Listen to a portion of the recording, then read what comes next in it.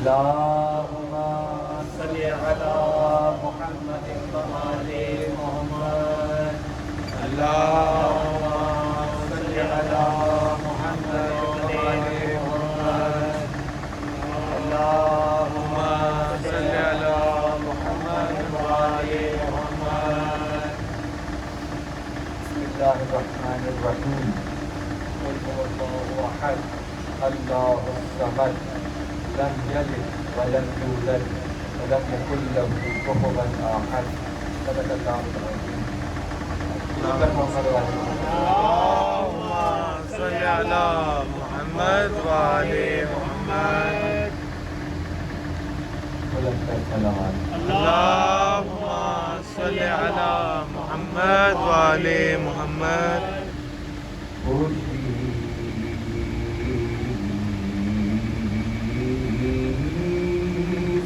رنگ اٹھائے کوئی تو ہم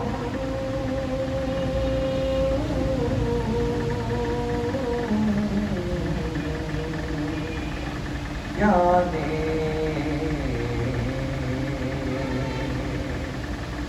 پھر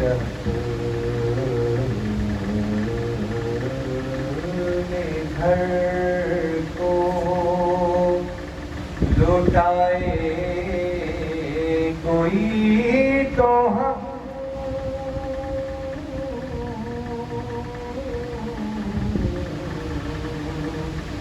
جانے خوشی سے رنگ بشر جہاں میں نبی بھی بنا خدا بھی بنا بشر جہاں میں نبی بھی بنا خدا بھی بنا حسین بن کے دکھائے کوئی تو ہم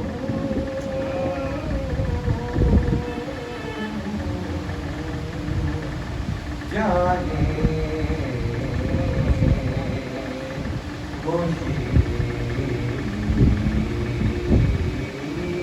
سے رنگ درود پر محمد وآل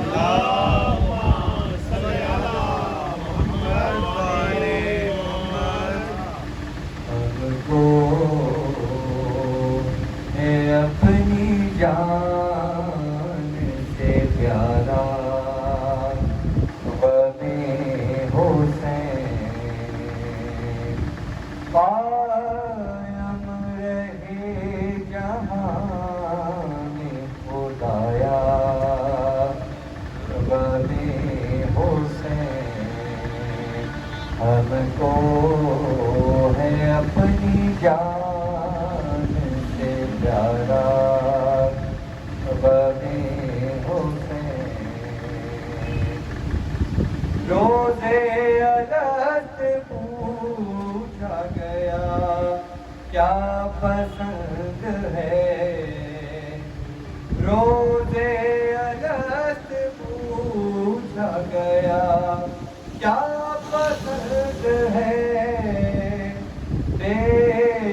اختیار ہم نے پکارا غم حسین قائم رہے جہان خدایا غم حسین. جب چاہ سیدہ کے قدم آئے گھر میرے. جب چاہ سیدہ کے قدم آئے گھر میرے. فرش عذاب چھایا منایا غم حسین.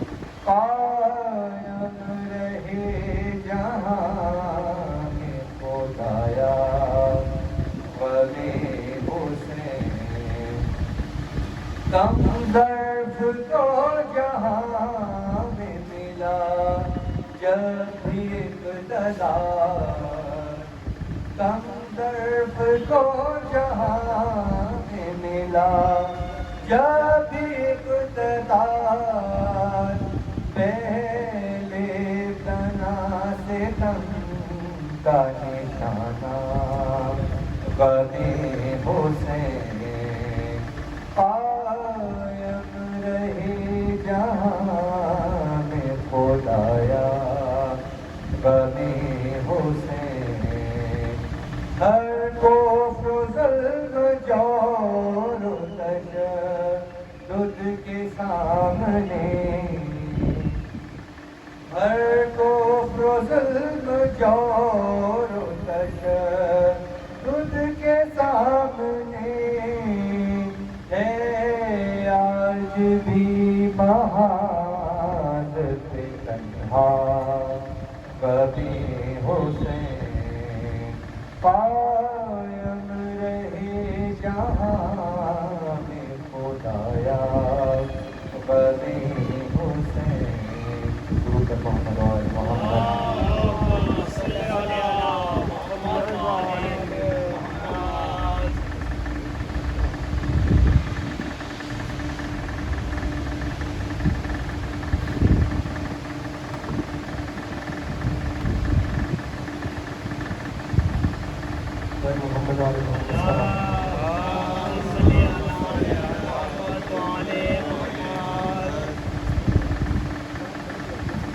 محمد و آل محمد السلام۔ اللهم صل على محمد وآل محمد۔ تھوڑی سی بیٹھا ہے مشکلات کے رستے بہار کے،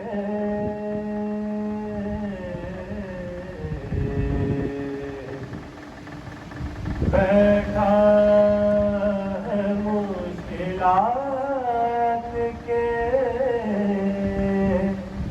رستے بہار کے، ہو بد نصیب دیکھ علی کو پکار کے، بیٹھا ہے مشکلات کے رستے بہار کے، مرحبا قتل بھی کوئی خیبر بند تھا، مرحبا قتل بھی کوئی خیبر بند تھا، پھینکا تھا ذوالفقار کا صدقہ اتار کے، پھینکا تھا ذوالفقار کا صدقہ اتار کے، جانے سوال کیا ہوئے تربت خبر، جانے سوال کیا ہوئے تربت خبر، چپ ہو گئے تھے ہم تو علی کو پکار کے، چپ ہو گئے تھے ہم تو علی کو پکار کے، بیٹھا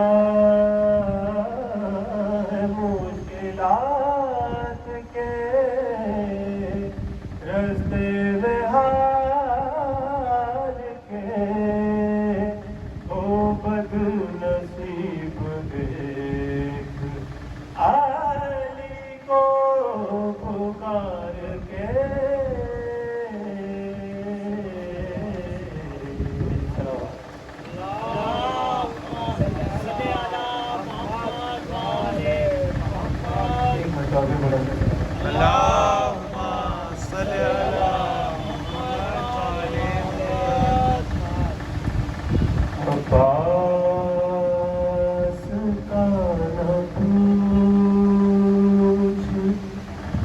کسی پہ یقین سے،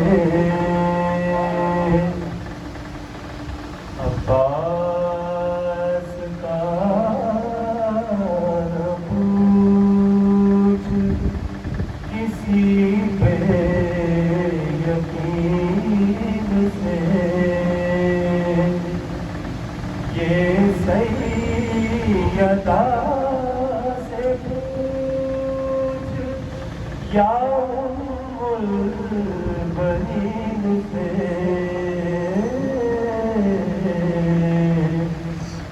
عباس کا نہ پوچھ کسی پہ یقین سے، یہ عین سے عظیم ہے اور بے سے بے مثال،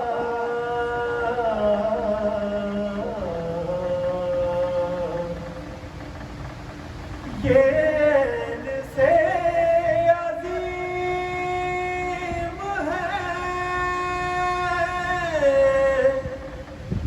اور بے سے بے مثال، اعلیٰ ہے یہ الف سے سجا ہے سین سے، اعلیٰ ہے یہ الف سے سجا ہے سین سے، یکدم جلال ہے دری آنکھوں میں آ گیا،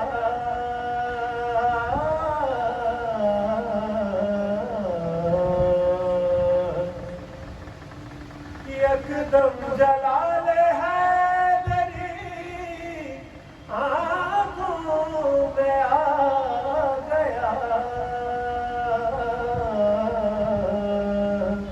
کربل میں جا کے دیکھے جو بھاگے سفین کے، کربل میں جا کے دیکھے جو بھاگے سفین کے، موجز نما کو حکم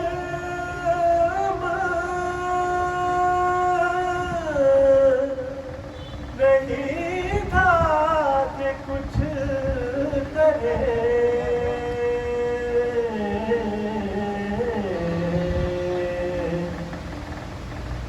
موجز نما کو حکم نہیں تھا کہ کچھ کرے، ورنہ اچھال دیتا سمندر زمین سے،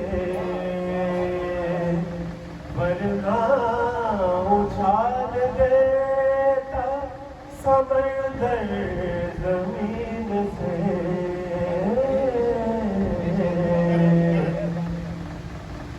موجز نما تو حکم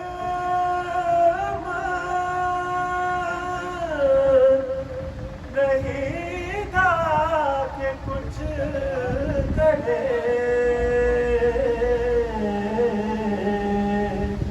ورنہ اچھال دیتا سمندر زمین سے، ورنہ اچھال دیتا سمندر زمین سے، عباس کا نہ پوچھ کسی پہ یقین سیدہ سے پوچھ یا ام البنین سے صلوات اللہ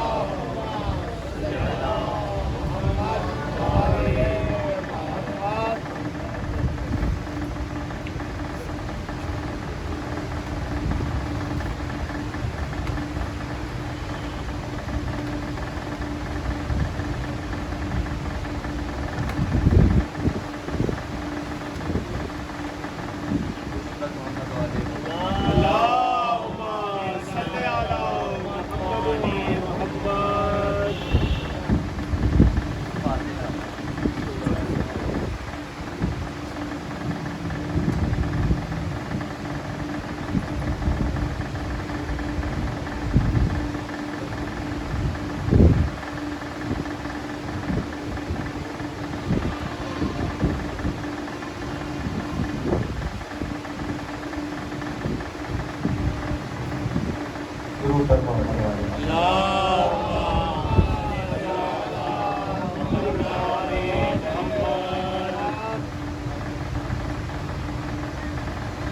جب کربلا سے سیف نبی کے حرام چلے جب کربلا سے سیف نبی کے حرام چلے سجاد ساتھ رانڈوں کے بچشم نام چلے سجاد ساتھ رانڈوں کے بچشم نام چلے ہمراہ دے کے باپ لائے رنجو بام چلے زینب پکاری پیٹ کے سر بھائی ہم چلے زینب پکاری پیٹ کے سر بھائی ہم چلے الفت جو تھی کمال شہ مشرقین سے روئیل پٹ پٹ کے مزار حسین سے روئیل پٹ پٹ کے مزار حسین سے گر گر کے لاش کے زہرا کی میں لبا بولی کہ السلام علیک شہ خدا فرمائیے میں جا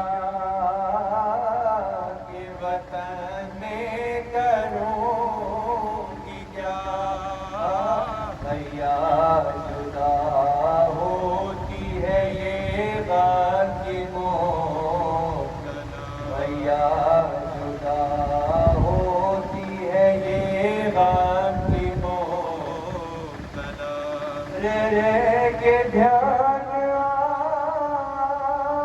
آتا ہے مجھ دل ملول کو کیا جا کے منہ دکھاؤں گی قبر رسول کو کیا جا کے منہ دکھاؤں گی قبر رسول کو بھیا میں دن تمہارے وطن میں نہ جاؤں بھیا میں دن تمہارے وطن میں نہ جاؤں بھیا تمہاری قبر پہ آنسو بہاؤں بھیا تمہاری قبر پہ آنسو بہاؤں نالوں سے آسمان و زمین کو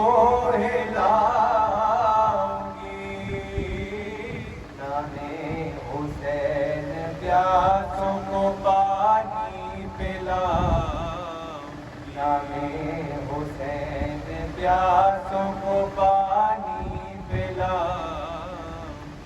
جو پوچھے گا تو روتی ہے کیوں شور و شین سے، کہہ دوں گی چھوڑ گئی ہوں میں بھائی حسین سے، کہہ دوں گی چھوڑ گئی ہوں میں بھائی حسین سے۔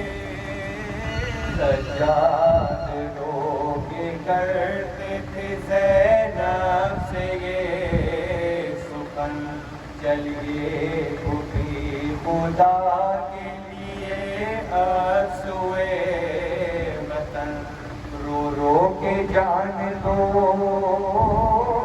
نہ یہاں غیر ظلم ہونا ہے قید ہم کو دوبارہ پسند، ہونا ہے قید ہم کو دوبارہ پسند، روزے بنا نہ جان کے اب جا کے روئیے، دروں کے زخم پوشت پہ دکھلا کے روئیے، دروں کے زخم پوشت پہ دکھلا کے روئیے، یہ سن کے ہوتی قبر سے روتی وہ سو گوار، ایک ہوت جیسے ہمیں آخر ہوئی سوار، پہنچے وطن جس گھڑی سجاد نامدار، پہلے گئی بقیہ میں زینب جگر، پہلے گئی بقیہ میں زینب جگر، بولی لپٹ کے قبر سے اماں دعائی ہے، تشہیر ہو کے زینب ناشاد آئی ہے، تشہیر ہو کے زینب ناشاد آئی ہے، اماں تمہارے لال پہ کیا کیا ستم ہوئے، اماں تمہارے لال پہ کیا کیا ستم ہوئے، لاشے کے ہاتھ انگوٹھی کی خاطر قلم ہوئے، لاشے کے ہاتھ انگوٹھی کی خاطر قلم ہوئے، مردے پہ میرے بھائی کے تازہ علم ہوئے، پامال لاش ہو گئی برباد ہم ہوئے، پامال لاش ہو گئی برباد ہم ہوئے، گوہر سکینہ کے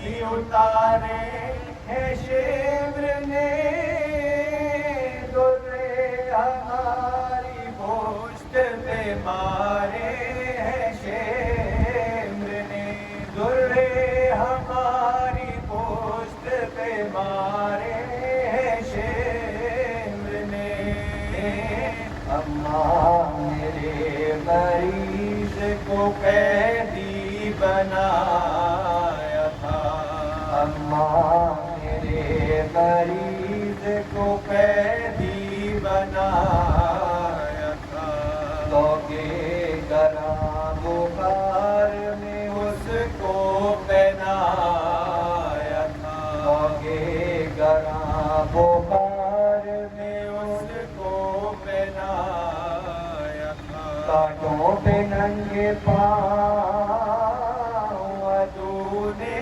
چلایا تھا،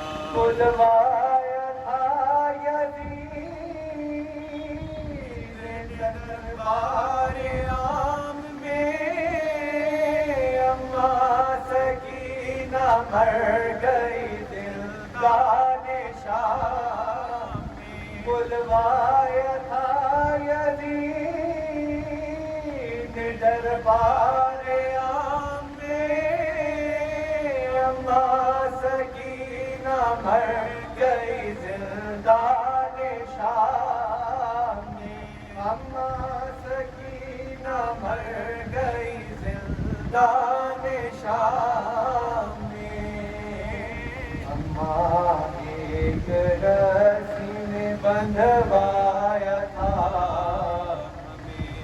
اماں ایک رسی میں بندھوایا تھا سرکست نے حسین کا دکھلایا تھا اور بے کجاوے اونٹوں پہ بٹھلایا تھا عابد کو در مار کے رلوایا تھا عابد کو در مار کے رلوایا تھا حسرت ہے کیوں نہ زینب دلگیر مر گئی اماں میں سر کھولے ہوئے شیریں کے گھر گئی اماں میں سر کھولے ہوئے شیریں کے گھر گئی جب کربلا سے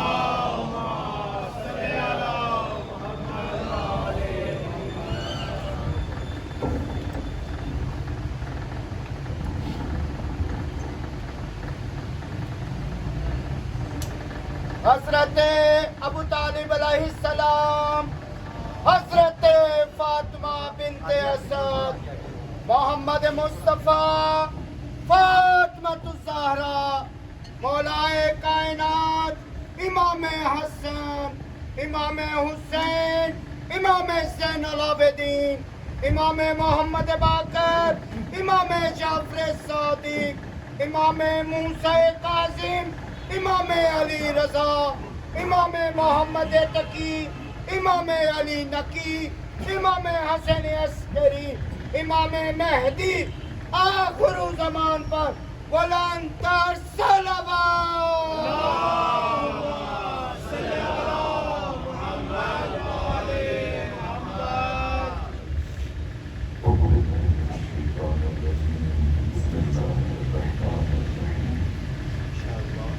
الحمد لله رب العالمين فاعل الخلائق اجمعين الحمد لله والصلاة والسلام على سيد الانبياء والمرسلين على العبد المقدم الرسول المصدق المصطفى الامجد الحبيب الاحمد النبي الامي المكي المدني السراج المنير الكوكب الدري صاحب الوقار والسكينة المأمون بأرض المدينة سيدنا ونبينا وشفيع ذنوبنا طبيب قلوبنا وحبيب نفوسنا ومولانا القاسم محمد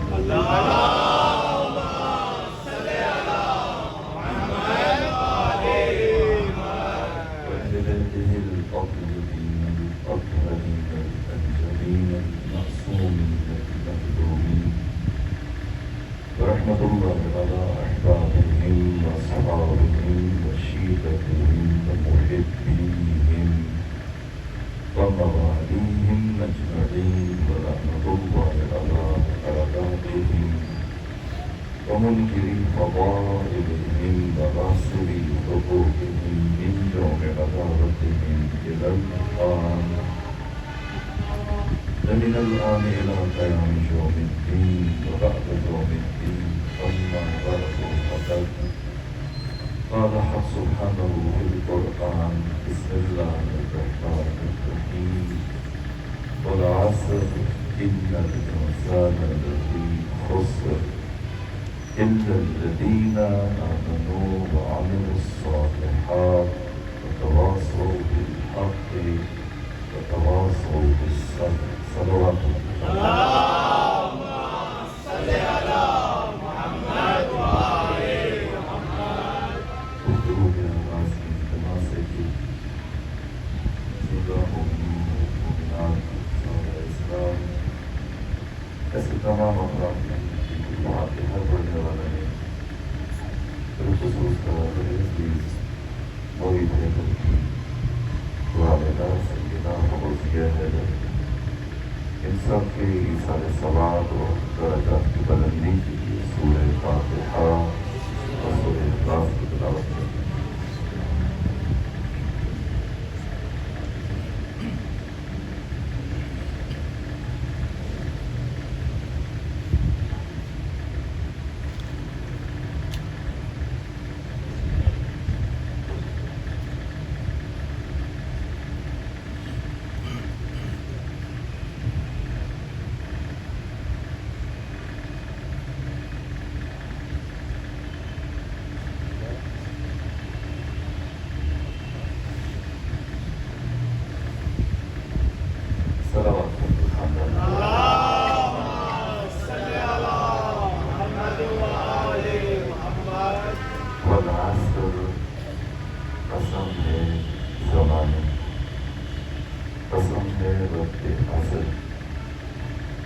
قسم ہے چلتی ہوئی عمر، قسم ہے گزرتے ہوئے وقت، قسم ہے عصر ظہور کی، قسم ہے عصر عاشور کی، قسم ہے قرآن حکیم کی، قسم ہے حسین ابن علی کی، قسم ہے زمانے کے امام کی۔ ان الانسان لفی خسر، بتحقیق انسان خسارے میں۔ پروردگار نے لفظ نقصان یا نقص یا اس کی مشتقات میں سے کوئی لفظ استعمال نہیں کیا، بلکہ فرمایا کہ انسان خسر یعنی خسارے، خسارہ الگ ہے اور نقصان الگ ہے۔ نقص اور نقصان وہ الگ مفہوم اپنے اندر رکھتا ہے۔ غیر از خدا، غیر از اللہ، ہر شے میں بنیادی ترین نقص یہ ہے کہ وہ قائم بذات نہیں، اس کا وجود ذاتی نہیں، اس کا وجود غیر سے وابستہ ہے۔ اللہ قائم بذات ہے، غیر از خدا ہر مخلوق، ملک غیر ملک، انسان غیر انسان، حیوانات، وہ سب قائم بالعرض ہیں، ان کا وجود کسی اور کی وجہ سے، یہ خود نقص ہے۔ تو ان کے اندر جو موجود کمال ہے وہ کمال بھی ان کا ذاتی ہے۔ جب وجود ذاتی نہیں ہے تو کمال ذاتی نہیں ہو سکتا۔ تو اس اعتبار سے تو پھر ہر انسان نقصان ہے، کیونکہ کسی بھی انسان کا وجود مستقل نہیں ہے، انسان قائم بالغیر ہے۔ پھر جو پروردگار نے استثناء کیا اور چار باتیں دی، اِلَّا الَّذِينَ آمَنُوا وَعَمِلُوا الصَّالِحَاتِ وَتَوَاصَوْا بِالْحَقِّ وَتَوَاصَوْا بِالصَّبْرِ، اگر کسی میں یہ چاروں ارکان بطور عدم موجود ہوں تب بھی رہے گا تو وہ مخلوق، خدا تو نہیں بن سکتی۔ جب خدا نہیں بن سکتا اور مخلوق ہے تو پھر یہ نقص اس میں بھی باقی ہے۔ تو اگر نقص باقی ہے تو پھر نقص سے استثناء کیسے؟ نہیں ہو سکتا استثناء. اس لیے پروردگار نے خسر کا لفظ استعمال کیا. خسر یعنی خسارہ. خسارہ کیا کہ پروردگار نے ذہن بشر کو ایک اور نقطے کی طرف متوجہ کیا. پھر سمجھ میں آتا ہے کہ خسارے سے پہلے اللہ اصل کی قسم کیوں اٹھا رہا ہے, زمانے کی قسم کیوں اٹھا رہا ہے, زندگی کی قسم کیوں اٹھا رہا ہے, حیات انسانی کی قسم کیوں اٹھا رہا ہے. یعنی یہ حیات انسانی خود اس انسان کے پاس یہ زندگی, یہ اوقات, یہ لمحے, یہ ماحول, یہ گھڑیاں, یہ ساعتیں, یہ سب یہ اس انسان کے پاس رأس المال ہے, سرمایہ ہے. اور سرمایہ کے بعد اللہ خسارے کی بات کر رہے ہیں کہ ہر انسان اس سرمایہ کو تلف کر رہا ہے. سرمایہ عمر, متاع حیات, متاع زندگی, اسے ضائع کر رہا ہے, برباد کر رہا ہے. اصل سرے سے راس المال. دیکھیے یہاں بہت سارے حضرات میرے دوست احباب ہیں جو خود کاروبار کرتے ہیں. کاروبار کے لیے راس المال چاہیے, جسے آپ اردو زبان میں سرمایہ کہتے ہیں, فارسی میں سرمایہ کہتے ہیں, اردو میں اصل پونجی. تو آپ کا وہ سرمایہ اور راس المال ہمیشہ اس میں بڑھوتری آتی ہے اور کبھی وہ رک جاتا ہے, اور کبھی ایسے ہوتا ہے کہ اصل راس المال ہی منقرض ہو جاتا ہے, تباہ ہو جاتا ہے. انسان اس کا راس المال سرمایہ دائماً ختم ہو رہا ہے. یہ ساعتیں اور یہ گھڑیاں شمردہ ہیں, گنی چنی. انسان کی زندگی کا آغاز ایک دھڑکن سے ہوتا ہے اور ایک دھڑکن پہ جا کے ختم ہوتا ہے, اور دھڑکن کی مقدار اس خدائے حسیب کی طرف سے محدود ہے, گنی چنی ہے, شمردہ ہے. یہ دھڑکنیں گنتی کی, نہ ان میں ایک دھڑکن کا اضافہ ہوگا نہ ایک دھڑکن کم ہوگی. اور اس دوران میں انسان نے جو کچھ کرنا ہے سو کرنا. اس لیے میں نے عرض کیا کہ انسان کی موت دفعتاً نہیں آتی, انسان کی موت تدریجی ہے. ہمارے یہاں معاشرے میں کہا جاتا ہے جوان اچانک سے مر گیا. نہ, اس کے مرتے مرتے 30 سال لگے ہیں, اب آ کے مرا. ابھی انہی دنوں میں ایک عزیز تھے, وہ ہمارے میزبان, ان کے بھی عزیز تھے, وہ افسوس کر رہے تھے کہ جوان تھے, 40 سال کے تھے, اچانک موت ہو گئی. اچانک موت نہیں ہوئی, یعنی مرتے مرتے 40 سال لگ گئے. انسان جس دن پیدا ہوتا ہے اس دن سے موت کی بھیانک وادی کی طرف قدم بڑھانا شروع کرتا ہے, اور ہر قدم وہ اس لمحے کی موت ہے, گزر گیا وہاں سے. اور یہ تدریجی موت ہے. اور کبھی تو یہ موت ہوتی ہے اگر انسان اس لمحے سے کچھ لے لے اور وصول کر لے, اور اگر کچھ وصول نہ کرے تو پھر کی خودکشی. تو اکثر انسان قرآن فرمانے خودکشی میں مصروف ہے. وہ ظاہر ہو جاتے ہیں اور ان کے نام اخبارات میں بھی چھپ جاتے ہیں, تو دفعتاً اور اچانک خودکشی کرتے ہیں. لیکن وہ نہیں پتا کہ جو مسلسل خودکشی میں مصروف ہیں, متاع جان کو یوں لٹا رہے ہیں کہ شاید دنیا کی سب سے بے ارزش چیز یہی وقت ہے, یہی ساعتیں, یہی لمحے. اپنی زندگی کاٹ کاٹ کے دھڑا دھڑ دیے جا رہا ہوں, کوئی افسوس نہیں ہے, ضیاء کا احساس بھی نہیں. ان الانسان لفی خسر, انسان خسارے میں, نقصان میں. دنیا کے بازار میں جو اسے اللہ نے بھیجا یہ متاع دے کر, کس لیے؟ تاکہ باکمال بن جائے اور لقاء اللہ کی منزل پر فائز ہو جائے. اور اگر اس زندگی کے سفر میں وہ کمال تک فائز نہیں ہو سکتا تو پھر وہ یقینی طور پر نقصان میں, خسارے میں. اور ہر انسان بیک وقت 2 حرکتیں کر رہا ہے. ہر انسان حالت سویر میں بھی ہے, پیدا ہونے کے بعد موت تک دائماً ایک لمحے کے لیے بھی رکاوٹ نہیں ہے. ہر انسان, ان الانسان لفی خسر, جو خدا کہہ رہے کہ ہر انسان خسارے میں.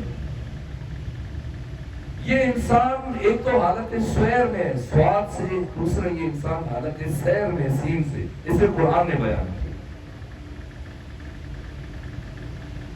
اور یہ دونوں سفر ایک لمحے کے لیے بھی نہیں رکے ہوئے, اس لیے ہر لمحہ انسان کے لیے سرمایہ ہے. اور خوشا بحال وہ افراد جنہوں نے اپنی زندگی میں سرمایہ جان کی حفاظت کی, اپنے لمحوں کی قدر کی. ہے ایسی شخصیتیں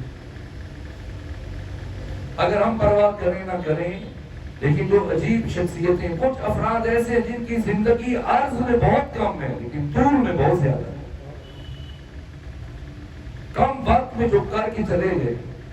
خود شیخ الرئیس ابن سینا کو دیکھیں، ان کے بارے میں دانشور یہی کہتے ہیں کہ وہ انسان تھا جس نے شادی بھی نہیں کی کہ میرا وقت تلف ہو جائے گا، اور تھوڑی زندگی پائی، عرض میں تھوڑی ہے طول میں زیادہ ہے. بعضوں کی طول میں اتنی زیادہ ہوتی ہے اور عرض میں گویا ابھی پیدا ہی نہیں ہوئی، ابھی انہیں زندگی کا آغاز ہی نہیں کیا. زندگی کا آغاز کب ہوتا ہے؟ زندگی کا سفر کب شروع ہوتا ہے؟ ہر انسان دائماً دو حالتوں میں ہے، حالت سیر میں اور حالت سویر میں، سین سے اور سواد سے. ایک ہے حالت سیرورت، ایک ہے حالت سویرورت. یہ قرآنی فلسفہ جو خود قرآن حکیم نے بیان. یہ آپ کے لاہور کے شہر میں مٹی کے برتن بنتے ہیں، آپ نے دیکھے ہوں گے. یہ کوزاگر جو مٹی کے برتن بناتا ہے، اس کے پاس ایک سانچہ ہے، مٹی گوندی ہوئی ہے اور تھوڑی سی مٹی اٹھاتا ہے اور اسے تیار کر کے اس سانچے کے اوپر رکھتا ہے، اور پھر بڑی نفاست سے ہاتھ رکھے ہوتے ہیں اس میں، ایسے بڑی دقت سے بڑے طریقے سے ہاتھ چلا رہا ہوتا ہے، سانچہ بھی چل رہا ہوتا ہے، اور یہ مٹی کچھ بن رہی ہوتی ہے. چاہے اس کا کوزہ بنا لے، گملہ بنا لے، کوئی اس کا پیالہ بنا دے، کچھ بنا دے، خوبصورت چیز بنا دے، بنا رہا ہے. اور کبھی اس کا اگر دھیان ایک لمحے کے لیے ہٹ جائے اور اس کے ہاتھ کی جو حرکت کا توازن بگڑ جائے تو وہ جو شکل بنا ہوتا ہے وہ کچھ ہو جاتی لمحوں میں. اگر آپ پاس کھڑے ہو کے دیکھیں تو پھر وہ کیا کرتا ہے؟ پھر اسے ٹھیک کرنے کی کوشش نہیں کرتا، اسے اٹھاتا ہے اور دوبارہ سے گونڈ کے پھر مٹی میں پھینک دیتا ہے، پھر اس کو بالکل مٹی میں ملا کے پھر الگ کرتا ہے، پھر بناتا ہے. انسان بھی اسی طرح سے حالت سویر میں مسلسل بن رہا ہے. یہ قرآن فرما رہا ہے، انسان کا کردار، اس کا عمل، اس کی حرکت کو تلاش رہا ہے، مسلسل بنا رہا ہے. انسان بن رہا ہے، بنانے والا کون ہے؟ خود. سالک بھی خود ہے، مسلک بھی خود ہے، سلوک بھی خود ہے، جادہ بھی خود ہے، راہی بھی خود ہے، منزل بھی خود ہے. خود ہی بن رہا ہے، خود ہی بنا رہا ہے، اور خود ہی اپنی حیات کو جب بنا چکے گا تو دیکھے گا کب قیامت کے دن جو مطلب السرائر، جس دن راز فاش ہو جائے گی اور آنکھوں سے پٹی ہٹا دی جائے گی. اب انسان دیکھے گا کہ اس نے اپنی کیا شکل بنائی، بنانے والا خود ہے. اس دن تعجب کرے گا، خوف زدہ ہوگا. جب اپنا قیافہ خود دیکھے گا پھر بھاگے گا دائیں بائیں اپنے عزیزوں سے، اپنا منہ چھپائے گا. اسی لیے امام سجاد فرماتے کہ قیامت کے دن یہ انسان 9 جانوروں کی شکل میں محشور ہوگا. قرآن نے فرمایا وَإِذَا الْوُحُوشُ حُشِرَتْ، قیامت کے دن وحشیوں کو، چوپاؤں کو، جانوروں کو اٹھایا جائے گا. کیوں اللہ جانوروں کو اٹھائے گا؟ جانور سے مطلب نہیں ہے قیامت کے دن. قیامت کے دن نہ کسی فرشتے سے خدا کو مطلب ہے، نہ کسی جانور سے مطلب ہے. حشر کا دن یا جنوں کے لیے یا انسانوں کے لیے. حیوانات سے سروکار نہیں ہے پروردگار کو. ابو جعفر یعقوب کلینی نے یہ حدیث امام صادق سے نقل کی ہے اصول کافی میں کہ ان اللہ تعالی خلق الملائکہ، اللہ نے فرشتوں کو خلق کیا. وَرَكَّبَ فِيهَا الْعَقْلُ، اور اللہ نے فرشتوں کے اندر خالصتاً عقل کو رکھ دیا. فرشتوں میں صرف عقل ہے.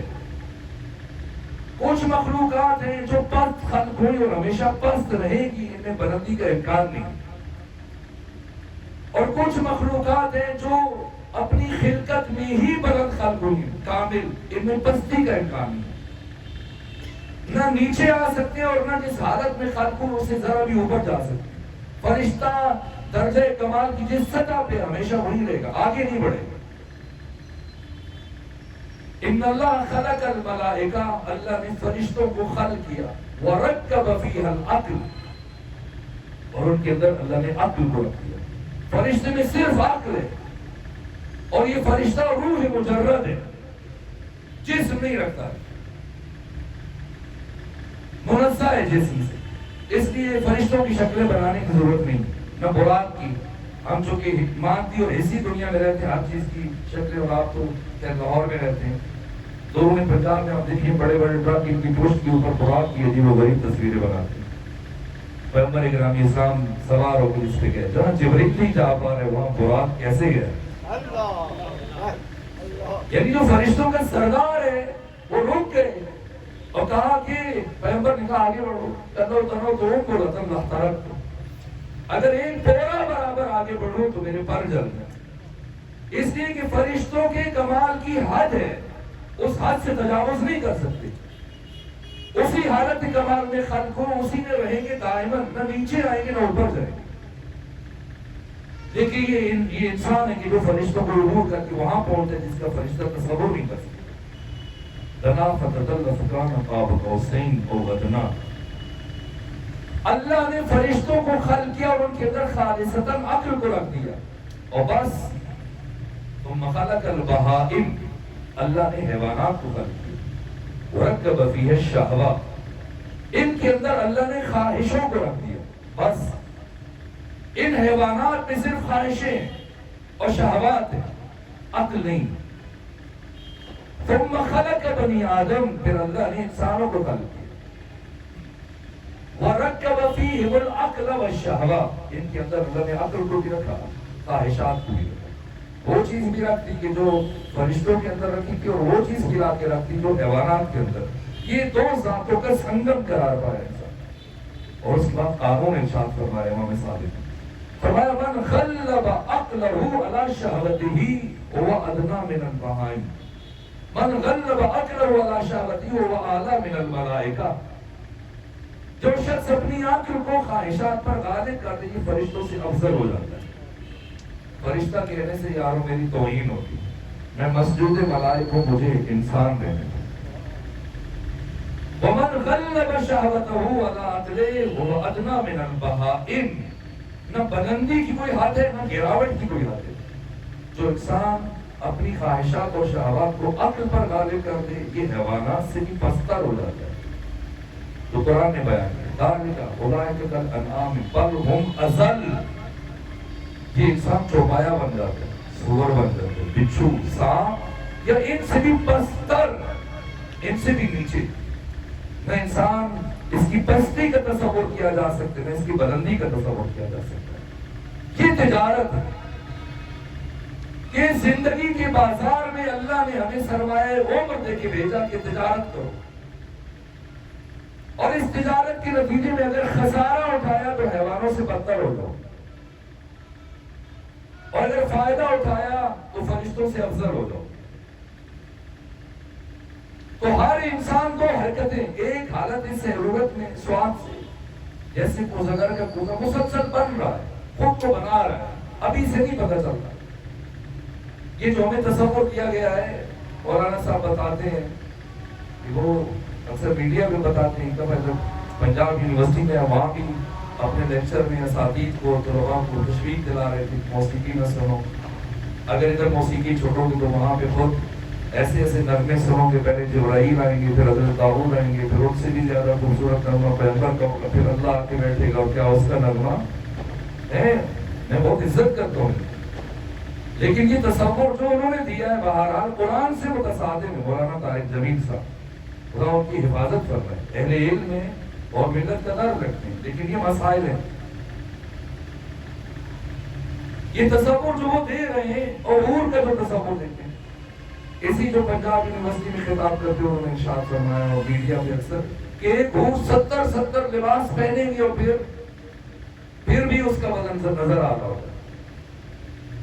تو یہ کیسی عبادت کی طرف جس طرح سے انسان دوسرے کو کہ یہاں پر یہ دال چھوڑ دیں تو پھر تھوڑی دیر بعد آپ کو گوشت مل جائے،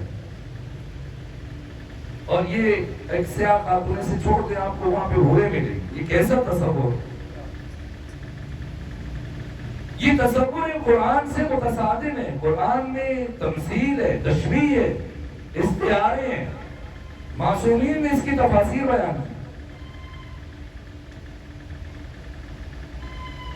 آپ دیکھیے جب انسان دنیا میں آتا ہے تو سب سے پہلا کام اس کے ساتھ کیا کیا جاتا ہے؟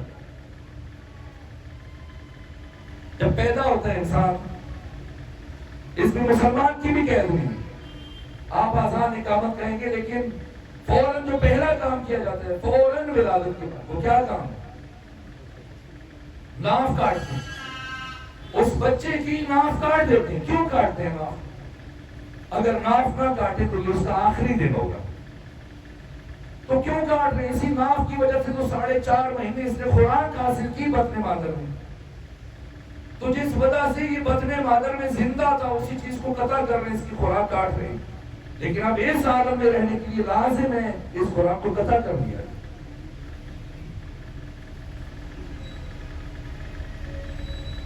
یہ اس عالم کی خوراک کھائے گا. اور اس دنیا میں آنے کے بعد اگر وہی کچھ انسان کو پیش کیا جائے جو 4.5 مہینے بطن مادر میں استعمال کرتا رہا، بڑی کرہت ہوگی. جس کے چھوٹ جانے پر دنیا میں آ کے واویلا کر رہا تھا، گنجا کر رہا تھا، رو رہا تھا، شور کر رہا تھا، جو بطن مادر میں استعمال کر رہا تھا، جو اس کے وجود کا حصہ بن رہی تھی چیز، اب پیش کی جائے تو کھائے گا؟ نہیں کھائے گا. اس عالم سے جو چیز مماثلت رکھتی ہے شایع نشان ہے، اب یہ چیزیں کھائے گا، اس سے کراہت کرے گا. اور اب جب اس عالم میں ہے، کل کو جب مرے گا اور مرنے کے بعد اس عالم میں جائے گا، عالم آخرت میں، جس کے لیے پہلے سے مولانا صاحب نے اس کے ذہن میں تصور ہو سجا رکھا ہے. اور یہ بھی ذہن میں سجائے بیٹھا ہے کہ اسی طرح سے دریا کنارے کام دودھ کی نہر چل رہی ہوگی اور شہد کی نہر چل رہی ہوگی تو روحوں کا جھرمٹ ہوگا اور ہم بیچ میں بیٹھ جائیں گے. وہاں چل کے احساس ہوگا کہ جیسے دنیا میں آ کر بطن مادر والی خوراک اسے ناگوار، ناپسندیدہ اور کراہت محسوس کرتا ہے، وہاں چل کے اسے لگے گا کہ میں جو مانگ رہا تھا یہ غلط تھا. حور کا تصور جو معصومین علیہ السلام نے پیش کیا وہ یہ نہیں جو ملا نے پیش کیا. حور کا تصور جو اہل بیت علیہ السلام نے دیا وہ انسان کا عمل ہے.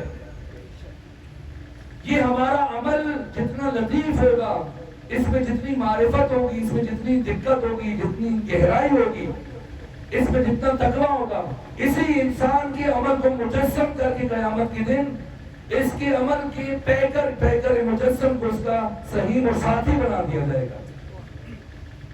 یہ تصور بہت بالاتر ہے لیکن ابھی ہمیں مانوس نہیں ہے، چونکہ اس لیے ہمیں سمجھ میں نہیں آ رہی ہے.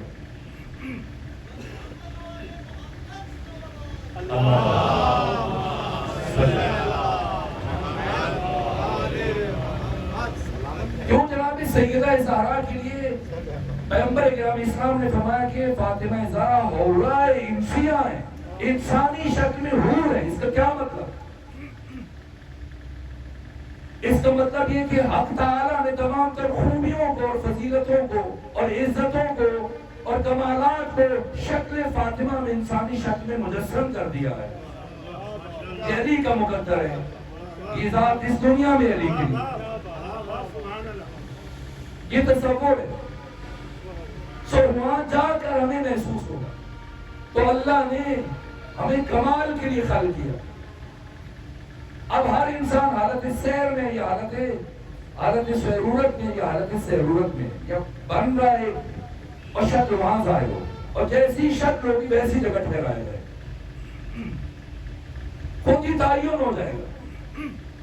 انسان اپنی زندگی اور اپنی حیات اور اپنی تقدیر خود لکھ رہا ہے. والعصر ان الانسان لفی خسر، یعنی یہاں کے لمحے وہاں کی صدیاں ہیں. تو ان لمحوں میں انسان کیا کرتا ہے؟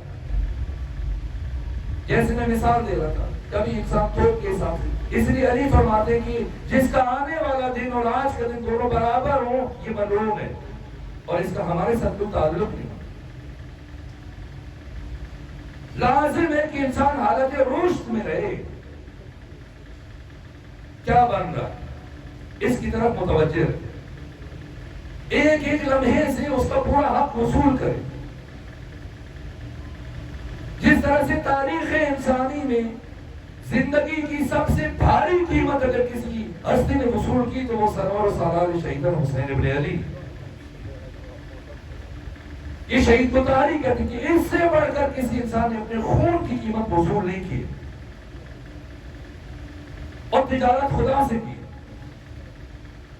لیکن یہ راستہ چل رہا ہے، وہ عصر عاشور ہو یا عصر ظہور ہو، وہ حسین کے ساتھ ہو یا امام زمانہ کے ساتھ. اگلے 5 دن میں گلستان زہرا وہ اصحاب حسین اور اصحاب مہدی کی جو مشترکہ خصوصیات ہیں میں وہ بیان کرنے کی کوشش کروں. انشاءاللہ خدا آپ کو سلامت رکھے. تو ہیں ایسی شخصیتیں جیسے خود صاحب جواہر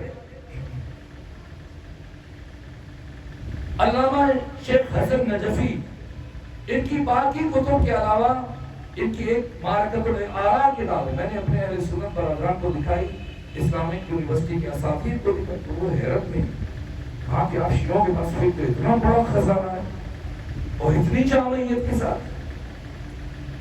کتاب الطہارہ سے لے کر کتاب الطیاب تک 56 کتابوں کو جس خوبصورتی سے علامہ شیخ حسن جوہری نے پڑھ دیا ہے، آج بھی آپ کی مجتہدین فقہاء در سے خارج دیتے ہوئے اسی کتاب کو متن کرا دیتے ہوئے اس کی روشنی میں در سے خارج دیتے.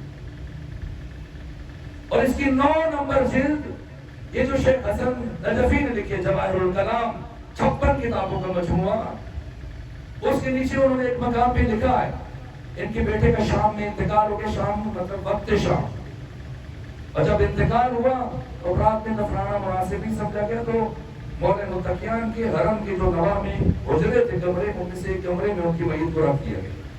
کچھ لمحے قرآن کی تلاوت کی اور پھر اپنی کتاب کو مکمل کرنا شروع کر دیا. اور اس رات بھی انہوں نے اتنے ہی صفحات لکھے جتنے روزانہ لکھا کرتے تھے، اور کہا کہ میں ان صفحات کا اجر اور ثواب اپنے بیٹی کی روح کو ہدیہ کرتا ہوں. اور ایسی لاتعداد مثالیں ہیں. ملا باقر مجلسی کی سینکڑوں کتابوں میں سے ایک کتاب بحر الانوار ہے جس پر آپ فخر کر سکتے ہیں. 110 جلدیں لکھی اور جس طرح سے حدیث کو پڑھو. ابو جعفر یعقوب کلینی کی ایک کتاب اصول کافی ہے جو 8 ابواب پر مشتمل ہے.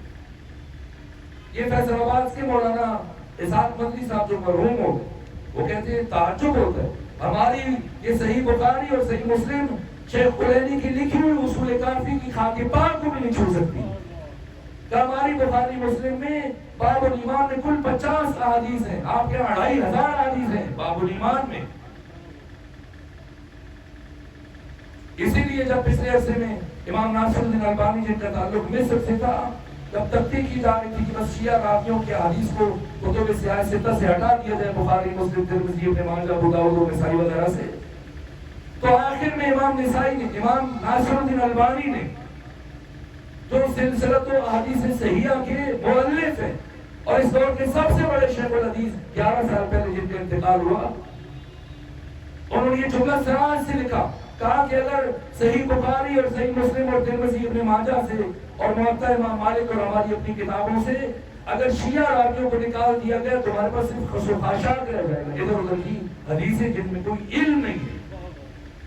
وہ حدیث کی جو معرفت پر مبنی اور علم پر مبنی ہے یہ شیعہ راویوں سے اب تک پہنچی. اور آپ کو حیرت ہوگی بخاری مسلم کے 2/3 راوی وہ ان کا تعلق مذہب اہل بیت سے، محبین اہل بیت ہے. تو یہ بابرکت زندگیاں ہیں جو مذہب کے لیے صرف ہوئی اور کمال کے لیے صرف اور خود کو باکمال بناتی ہوں. انسان حالت سیرورت میں بھی اور حالت سیرورت میں بھی ہے، سین سے سیر بھی کر رہے ہیں، مسلسل بن رہے ہیں، وہ سیر بھی کر رہے ہیں، یا اوپر جا رہے ہیں یا نیچے جا رہے ہیں، رکا ہوا نہیں ہے. انسان کے لیے رکوع نہیں، ٹھہرا ہوا نہیں ہے، یا نیچے جا رہے ہیں مسلسل پستیوں میں یا پھر بلندی کی طرف جا رہے ہیں، اوج عروج معراج رفعت مسلسل دائماً طے کر. اور انسان کی اس پرواز کو جو چیزیں متاثر کرتی ہیں سب سے بڑھ کر گناہ، پھر گناہ میں بھی لقم حرام. کیوں مرحوم اقبال لکھا ہے طائر لاہوتی، اے لاہوت کی سمت پرواز کرنے والے ملک کے باشندے، ملک میں رہنے والے طائر جو ہاروت اور لاہوت اور جبروت اور ناسوت کی سمت میں پرواز ہے، پستی سے بلندی کی طرف. اس رزق سے موت اچھی، جس رزق سے آتی ہو پرواز میں کوتاہی. ایک جملہ آج کی دنیا میں جو مشکل کام ہے رزق حلال کمانا، واقعی تھوڑے صراط پہ چلنے کی بتا دیتے، لیکن لقمہ حرام انسان کی نسلوں کو تباہ کرنے کے لیے کافی. یہ لقمہ جس پر حیات انسانی کا دار و مدار ہے، انسان زندہ ہے اسی خوراک کی وجہ سے۔ ایک لقمہ نان اور ایک لقمہ روٹی کے لیے، جس طرح صاحب تفسیر کبیر امام فخر الدین رازی نے اپنی تفسیر میں یہ تمثیل پیش کی کہ ایک لقمہ روٹی کے لیے انسان کتنی کوشش کرتا ہے، اور خدا کیا کرتا ہے انسان کے؟ پہلے بیج کو مٹی میں دبایا جاتا ہے، مٹی کو کھود کر آپ نے مٹی میں رکھا ہے، گل سڑ جائے، ختم ہو جائے، تباہ ہو جائے، مٹ جائے، نابود ہو جائے، ضروری تو نہیں کہ اس سے کوپل بنے، لیکن یہ گلتا نہیں، سڑتا نہیں، ختم نہیں ہوتا ہے۔ اس لیے علی ابن ابی طالب فرماتے ہیں الحمدللہ الذی خلق الحب وبرأ النسمہ، حمد ہے اس اللہ کے لیے جو بیج کو شکافتہ کرتا ہے اور اس کے اندر سے کوپل کو باہر نکالتا ہے، اور زمین کے سینے میں تاریکیوں میں یہ عمل وقوع پذیر ہو رہا ہے۔ بیج پھٹا، کوپل نکلی اور پھر آہستہ آہستہ بلند ہوئی، اور اس نے اپنا سر اٹھایا اور زمین کے سینے کو چیرتے ہوئے باہر آئے، اور جیسی آپ کی نگاہ پڑی آپ نے کہا ہاں پودا اٹھ گئے۔ تو وہ کون سی ذات ہے؟ یہ کوپل اتنی نازک ہے، پانی کی تیز دھار لگے ٹوٹ کے ختم ہو جائے، اور اتنی کمی ہے کہ زمین کے سینے کو چیر کے باہر آ رہی ہے۔ وہ کون سی ذات ہے جس کوپل کو باہر نکال رہی ہے؟ اسی کا نام خدا ہے۔ اور پھر یہاں سے اس کوپل نے پنپنا شروع کیا، آپ نے اسے پانی سے سینچا اور ہوا میں اس کے اناج میں بالیدگی پیدا ہونا شروع، اور سورج کی روشنی نے اس کے اناج کو پکایا، چاند کی چاندنی نے اس میں مٹھاس بھری، غلہ تیار ہوا، اناج پک گیا۔ آپ گندم اتار کے گھر میں لے آئے، تھریشنگ کی، بھوسا الگ کیا، گندم لے آئے، کیا چمچوں سے گندم کھائیں گے؟ نہیں، اسے پیسے آٹا بنایا، اور ایسا نہیں پیسنے کے بعد آٹا بھانکنا شروع کر دینا، اب اسے گوندا جائے گا، اور گوندنے کے بعد ایسے نہیں کسی گولیاں بنا کے کھانا شروع کر دے انسان، نہ۔ اب ہمارے گھروں میں خواتین، ہماری مائیں بہنیں یا ہمارے گھر کے خادم یا ملازم وہ اس کو آگ روشن کریں گے، تندور یا پھر توا رکھیں گے، اور جب توا گرم ہو جائے تو اس پر اس آٹے کا پیڑا بنا کے روٹی تیار کر کے رکھیں گے، اور جب روٹی پک جائے گی اور پکنے کے بعد انسان کے سامنے دسترخوان میں کپڑے میں لپٹی ہوئی آتی ہے، اور انسان کپڑے سے نکال کر روٹی کا لقمہ توڑ کے جب دہن تک لے کے جانا چاہتا ہے تو خدا فرماتا ہے اتنا خیال کر لینا کہ میں نے اس ایک لقمے کی تیاری کے لیے پورے نظام شمسی کو متحرک کر دیا ہے، اب اسے کھانے سے پہلے اتنا سوچ لینا کہ یہ لقمہ حلال کا یا حرام کا ہے، پاک ہے یا ناپاک ہے، غصبی ہے یا مباح ہے۔ اس لیے کہ غصبی، ناپاک اور دوسرے کی ملکیت میں موجود لقمہ اگر تم نے کھایا تمہاری زندگی تباہ ہو جائے گی، تمہارا سفر نہ صرف رکے گا بلکہ دھڑام سے نیچے آئے گا، جس تیزی سے اوپر جا رہا تھا اس سے زیادہ تیزی سے نیچے آئے گا۔ علم عرفان میں بھی سب سے پہلا نقطہ جو تعلیم دیا جاتا ہے وہ تزکیہ نفس و تہذیب نفس ہے، اور اس کا تعلق سب سے پہلے شکم سے شروع ہوتا ہے، اور عرفا سب سے زیادہ لقمہ حلال کی تاکید کرتے ہیں۔ شیخ جنید بغدادی جو ہمارے برادران کے ہاں ایک عارف اور صوفی کے حیثیت سے مانے جاتے ہیں، ان کی تعلیمات پڑھی اور پڑھائی جاتی ہیں، اپنے سینکڑوں شاگردوں کے ساتھ گزر رہے تھے کہ آپ ان کو اپنے درس میں بٹھا کر سکھائیں گے، پڑھائیں گے، تو قبرستان میں ایک درخت کے نیچے بہلول عاقل، بہلول عارف، بہلول دانا، تین ائمہ کا شاگرد جو ائمہ کا صاحب اسرار صحابی ہے بہلول، جیسی دیکھا شیخ جنید جا رہے ہیں تو آوازہ کسا کہ ادھر آئیے شیخ پاس ہو، بلا دیا، اور جب بلایا اور جناب شیخ جنید آ گئے تو پوچھا اس گرمی میں کہاں لے کے جا رہے ہیں؟ کہا کہ میں نے درس معرفت سکھاؤں گا اور ان کو آداب زندگی تعلیم ہوگی۔ تو تعجب سے پوچھتے ہیں شیخ خود کو بھی کچھ آتا ہے یا دوسروں کو ہی سکھاتے ہیں؟ ایک ایسے ممکن ہے کہ خود نہ پتا ہو دوسروں کو سکھاؤ؟ یقیناً جانتا ہوں جبھی تو ان کو سکھا رہا ہوں۔ اچھا تو انہیں آداب زندگی سکھا رہے تو مجھے بھی کچھ پتا تاکہ مجھے بھی یقین ہو جائے کہ تمہیں واقعاً کچھ آتا ہے۔ تو کیا بتاؤں آپ کو؟ کہا تم نے زندگی کے آداب میں سے صرف کھانے کے آداب بتا دیں۔ تو شیخ کے شاگردوں کو غصہ آیا کہ مجنون اور دیوانہ آدمی ہمارے استاد اور معلم کو اس طرح سے سرے راہ روک کر اور ان کی اہانت کر، لیکن انہوں نے ان کو بھی صبر کی نصیحت کی اور کمال ضبط کا مظاہرہ کرتے ہوئے کوئی بات نہیں، ہم آپ کو بتائیں گے۔ کھانا کھانے کا ادب یہ کہ پہلے ہاتھ دھوئیں اور پھر بسم اللہ پڑھیں جب دسترخوان پہ بیٹھے، اور اس کے بعد چھوٹے چھوٹے لقمے بنائیں اور ان چھوٹے لقموں کو خوب چبا کے کھائیں اور اپنے سامنے سے کھائیں، دوسرے کے سامنے سے نہ اٹھائیں، اور کھانا کھاتے ہو دوسروں کے چہروں کی طرف نہ دیکھیں، اور اب کچھ بھوک کم ہو تو کھانے سے ہاتھ کھینچ لیجیے اور کھانے کے بعد دوبارہ ہاتھ دھوئیں، لیکن جب پہلے ہاتھ دھوئیں تو انہیں خشک نہ کریں، اور کھانے کے بعد ہاتھ دھوئیں تو انہیں خشک کرنا چاہیے، اور کھانا کھانے کے بعد اللہ کا شکر ادا کرنا چاہیے۔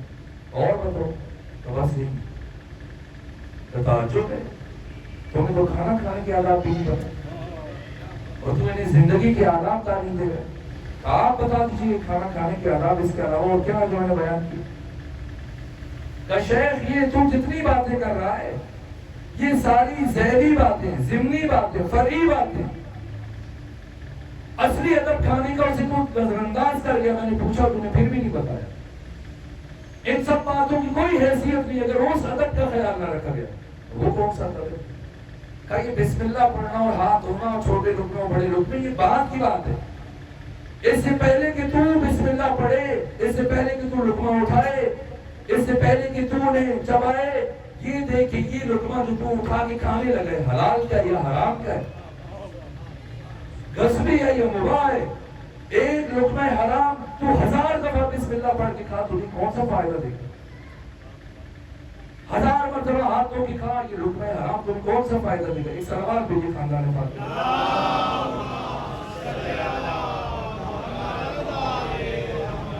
ایک اور سلوات پڑھیں۔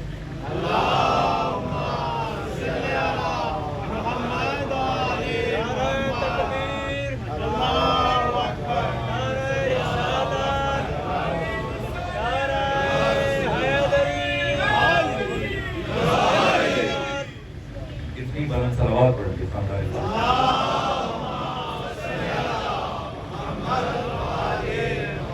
امام ختمی مرتبہ نے اپنی زندگی میں سمجھائی ہے۔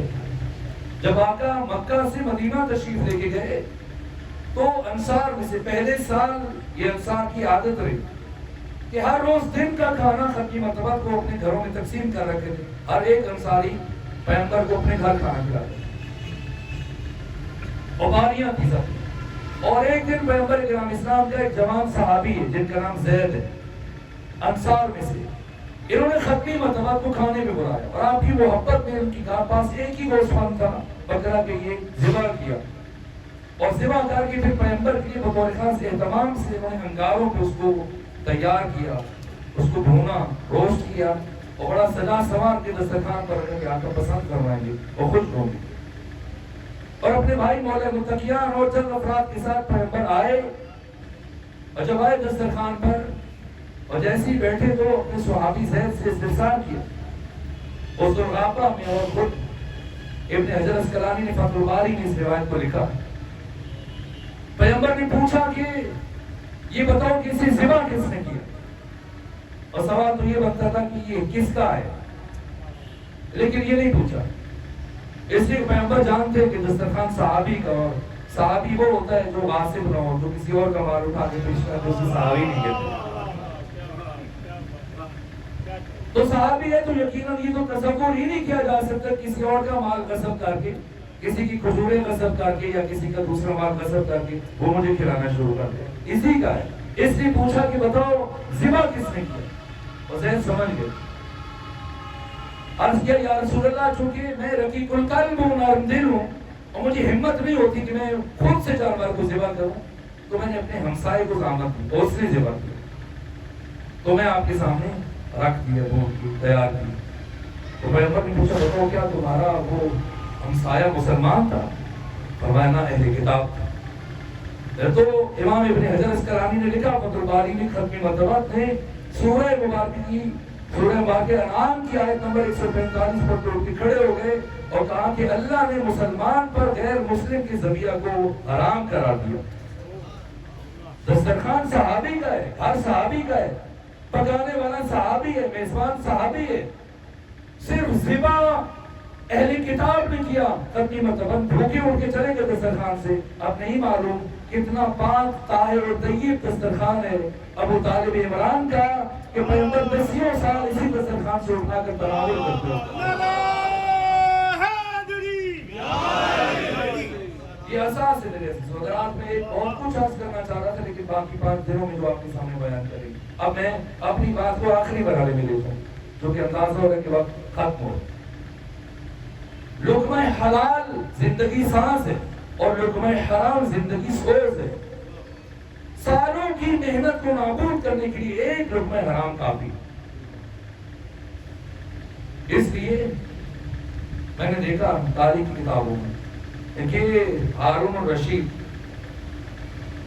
اس نے یحییٰ برمکی سے یا فاضل ابن سہل سے کہا ایک بہت بڑی شخصیت سے متعلق کہا اگر قاضی ابو یوسف مان لے اور وہ چیف جسٹس کا عہدہ قبول کر لے تو بہت اچھا ہو جائے گا, بہت لائق ہے, ہم اس کی صلاحیتوں سے فائدہ اٹھا سکیں.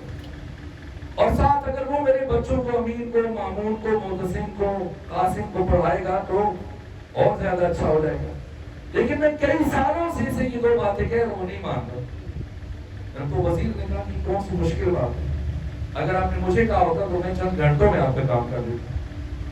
یہی کیسے ممکن ہے کہ جو کام میں کئی سالوں میں نہ کر سکا آپ گھنٹوں میں کر دیں, تب مجھ پہ چھوڑی. اور کل قاضی ابو یوسف آپ کے سامنے خود اپنی زبان سے خواہش کرے گا کہ میں یہ چاہتا ہوں کہ 2 آپ کے مطالبے جو آپ کئی سالوں سے کہہ رہے ہیں, یہ کیسے ممکن ہے, دیکھ لیجیے.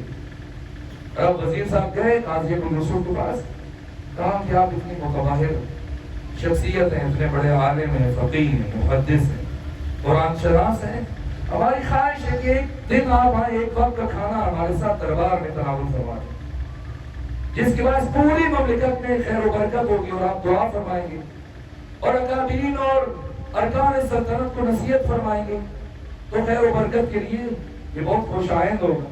تو قاضی ابو یوسف کی باتوں میں آیا, قبول کر دیا, کہا ٹھیک ہے ہم آئیں. اور شام کھانا کھایا, وزراء ہیں اور ہارون بھی بیٹھا ہے, وزیر بھی اور باقی سب موجود ہیں, خواص درباری.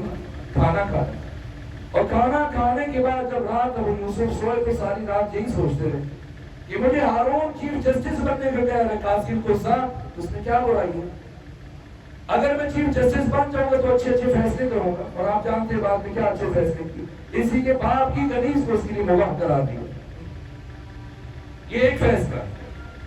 اور دوسری جو خواہش کر رہا ہے کہ میں اس کے بچوں کو پڑھاؤں تو اس نے کیا حق ہے, پڑھاؤں گا تو وہ بعد میں اچھے خلیفہ ثابت ہو. تو صبح جب خود ملاقات کے لیے پہنچا اور کہا کہ مجھے آپ کی وہ دونوں باتیں قبول ہیں جو آپ نے مجھ سے دیکھی. تو ہارون نے وزیر سے پوچھا کہ کیا کمال کیا, ایک رات میں اتنا بڑا تغیر اور تبدیلی. تو کہا اس میں میرا جو کمال یہ تمہارے لقمے کا کمال ہے, یہ لقمہ حرام کا اثر.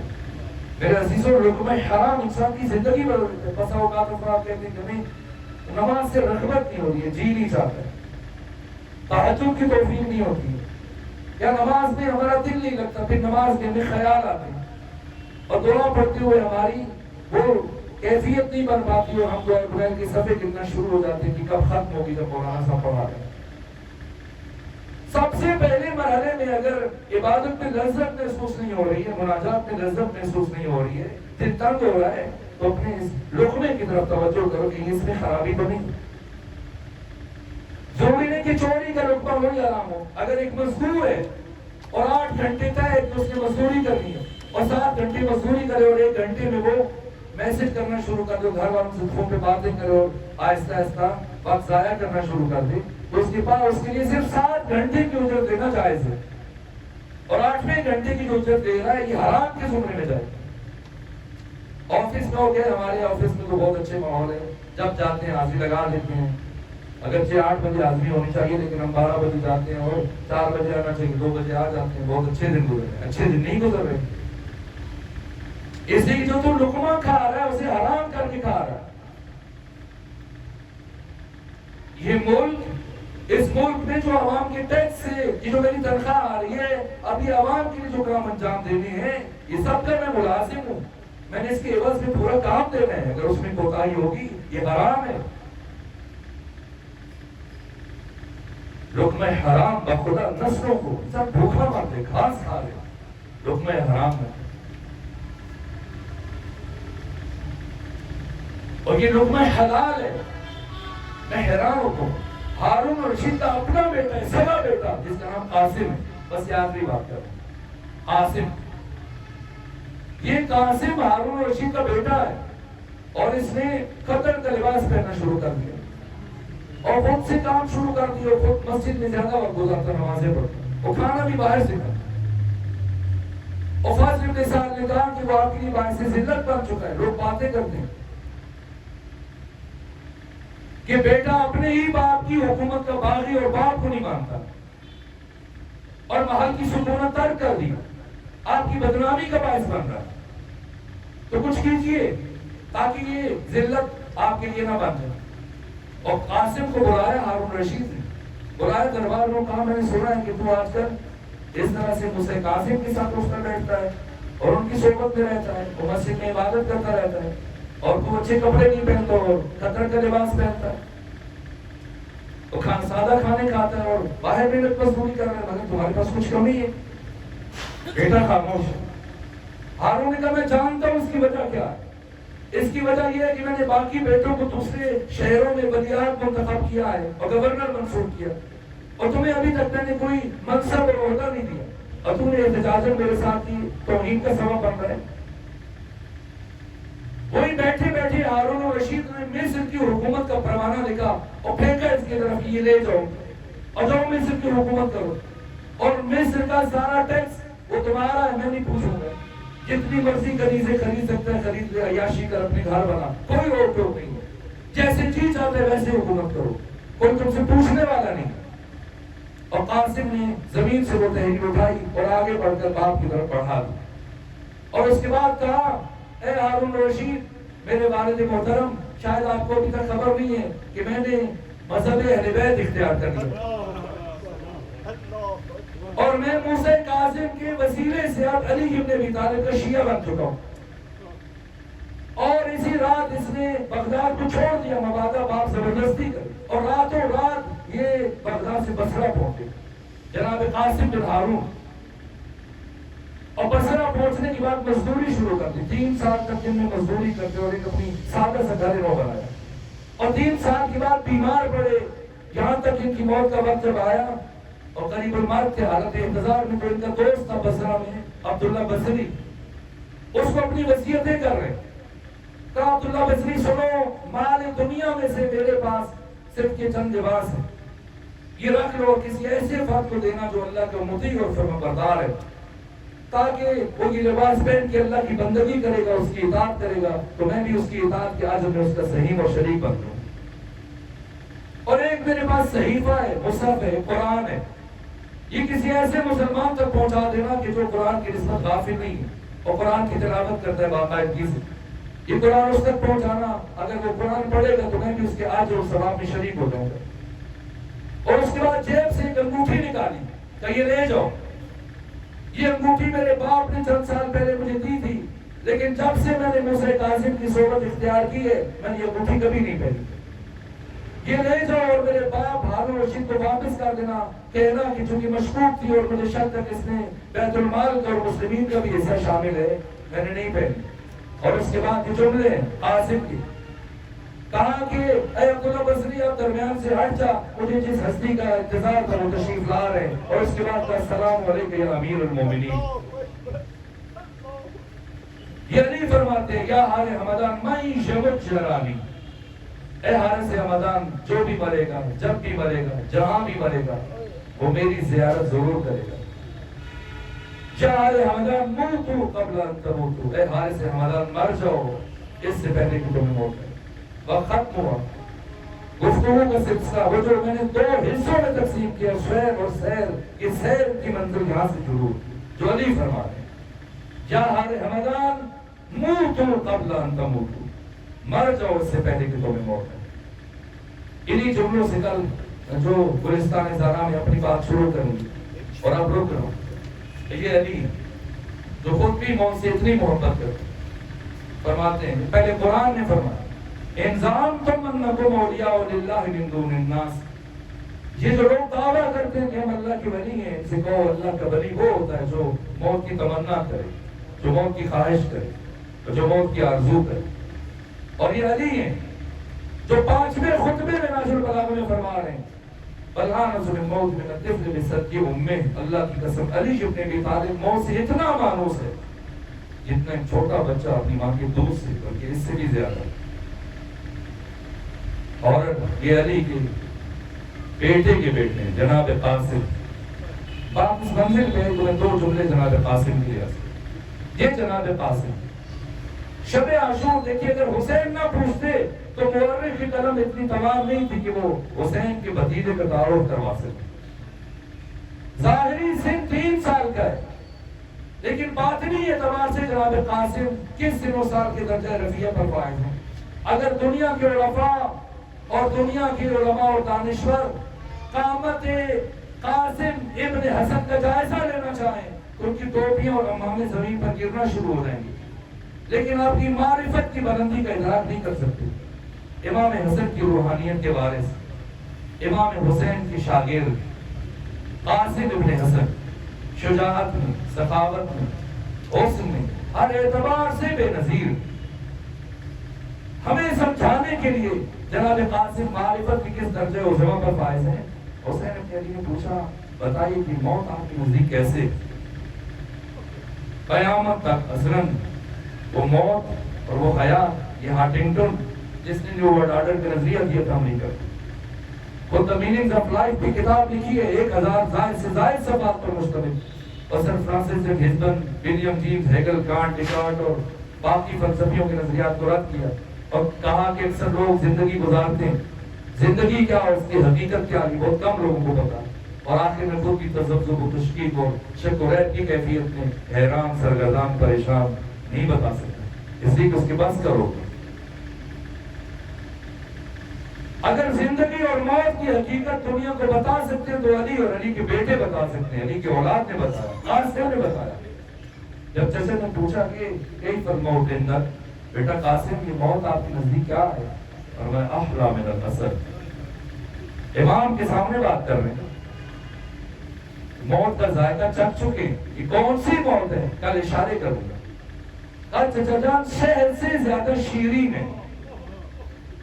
جتنا اشتیاق ہے موت کا، سب سے مشکل اگر کسی کو اجازت ملی ہے تو وہ جناب قاسم، سب سے مشکل اجازت. یہاں تک کہ آخری مرحلے میں جب وہ تعویذ لے کے آیا جو امام حسن کے ہاتھ سے لکھا ہوا تھا تو حسین ابن علی نے بہت دکھ کے ساتھ اجازت.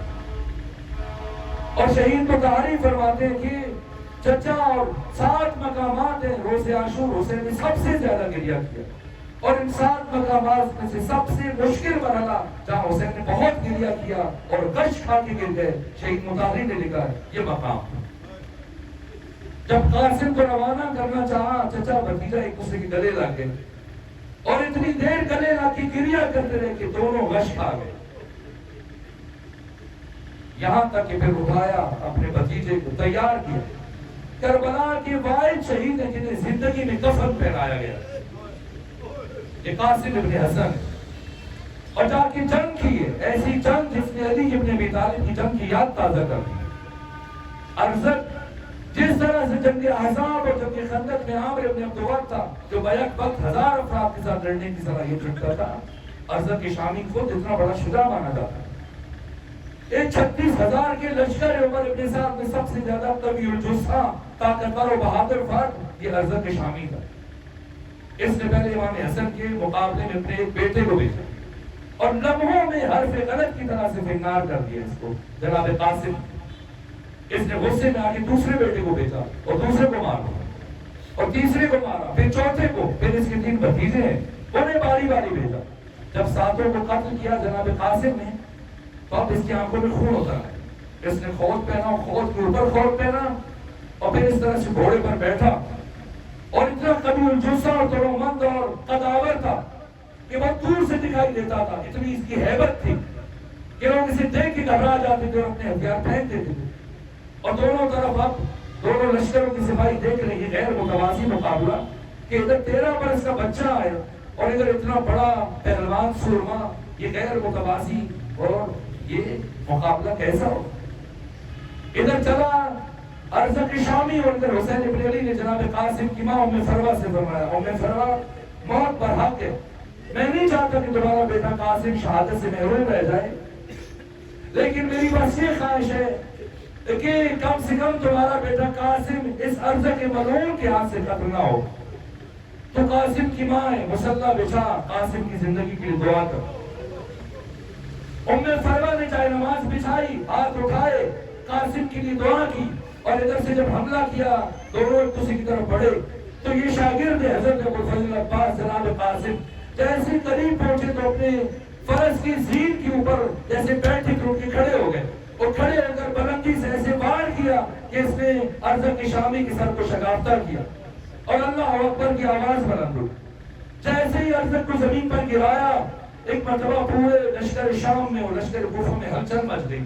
حسن مصطفیٰ کا 13 سال کا بیٹا، اور ایسے لگا آتا خود دشمن حیران تھے، جیسے 14ویں کا چاند ہوتا ہے، اس درجہ حسین، لیکن عمر ابن سعد نے کہا اسے بچہ سمجھ کے نظر انداز نہ کرو، اب اگر دو بدو جنگ کی تو ساری فوج ختم ہوگی، جاؤ سب مقابلہ کرو۔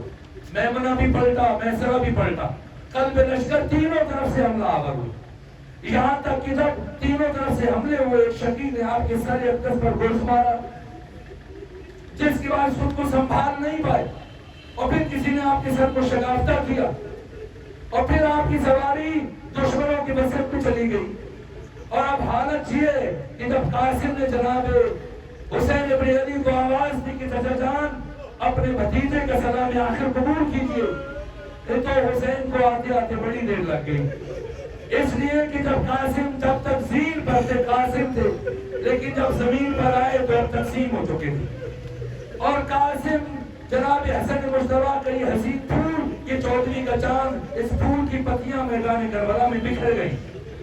حسین ابن علی نے کوشش کی کہ پھول کو جمع کریں، لیکن جب جمع نہ کر پائے تو ایک مرتبہ آواز بلند کی، قاسم میں امام وقت کی حیثیت سے تجھے حکم دیتا ہوں، جہاں جہاں پر ہو مجھے آواز دو، یہاں تک کہ مختلف کوششوں سے آوازیں آئیں، لبیک لبیک یا حسین۔ اس طرح سے پھولوں کی پتیوں کو چنا جمع کیا اور گٹھڑی اٹھائی حسین نے۔ اللہ نہ کرے کوئی ماں اپنے بیٹے کا وہ حال دیکھے جو ام فروا نے قاسم ابن حسن کا دیکھا۔ پروردگار جناب قاسم ابن حسن کی مظلومیت کا واسطہ ہماری عبادت کو اپنی بارگاہ میں قبول فرما، ہمارے گناہوں سے درگزر فرما، ہم سب کو نعمت تقویٰ عطا فرما۔ پروردگار ہمارے والدین کے گناہوں کو معاف فرما، ہمارے دوستوں کے احباب کے گناہوں سے درگزر فرما۔ پروردگار ہمیں اپنی بندگی کی توفیق عطا فرما، جو مومن بیمار ہیں انہیں شفا عطا فرما، جو تندرست ہیں ان کی تندرستی دور فرما، جو پریشان آ گئے ان کی پریشانی کو دور فرما، جو بے اولاد ہیں انہیں اولاد عطا فرما، جو رحلت کر گئے جوار معصومی جگہ عطا فرما۔ پروردگار امام زمانہ کی سپاہیوں کی حفاظت فرما، بالخصوص امام کے وہ سپاہی جو شام میں ثانی زہرا کی حرم کے دفاع میں شب و روز مصروف رہتے ہیں، ان کی حفاظت فرما، انہیں کامیابیاں عطا فرما۔ دشمنان اسلام، دشمنان تشیع، دشمنان ولایت کو نابود فرما۔ پروردگار وطن عزیز پاکستان کی حفاظت فرما، اس ملک کو چوروں سے، لٹیروں سے اور ظالموں کی شر سے محفوظ فرما۔ پروردگار اس کی سرحدوں کی حفاظت فرما، وطن عزیز پاکستان کو سہل اور پاکیزہ قیادت نصیب فرما۔ پروردگار آقا کی ظہور میں تعجیل فرما، ہمیں آقا کے سپاہی بننے کی توفیق عطا فرما۔ رحم اللہ من قرأ الفاتحہ بناس اخلاص۔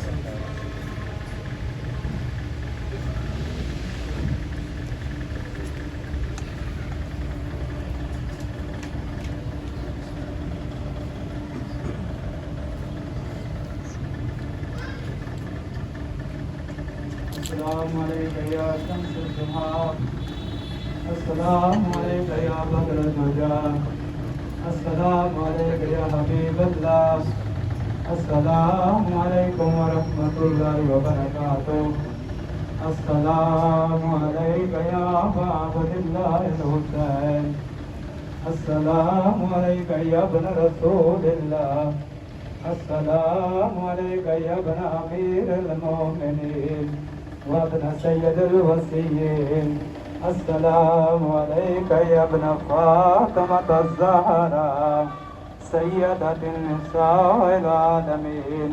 السلام عليكم ورحمة الله وبركاته. السلام عليك مولاي غريب الغرباء. السلام عليك يا معين الرفاع والفقراء. السلام عليك يا سلطان العرب والعجم، يا أبا الحسن، يا علي بن موسى الرضا الرازي بالقدر والقضاء جميعا ورحمة الله وبركاته. السلام عليك مولا يا صاحب العصر والزمان، الأمان من فترة الزمان من شر الشيطان. السلام عليك يا السلام عليك يا سلطان. السلام عليك يا صاحب العصر والزمان. السلام عليكم ورحمة الله وبركاته. بسم الله الرحمن